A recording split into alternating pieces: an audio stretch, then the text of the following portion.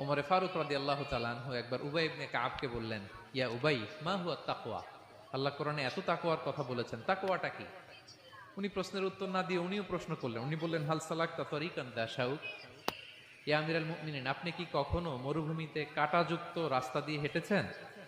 উনি বললেন, হেঁটেছি। তো কিভাবে হেঁটেছেন? দেখেন কেমনে উত্তর দেয় এক সাহাবী আরেক সাহাবীকে। যেখানে যে রাস্তায় কাঁটা আছে, ক্যাকটাস আছে, গুলমলতা, কিভাবে হেঁটেছেন?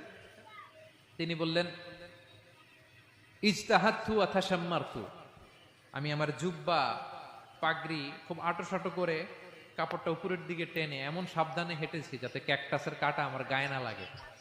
এই পথটা পাড়ি দিতে খুব সাবধানে, খুব প্রিকশন নিয়ে, এক্সট্রা কশন নিয়ে আমি পার হয়েছি।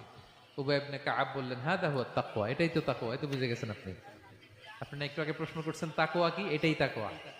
বলে, তাই নাকি? তিনি বললেন, হ্যাঁ।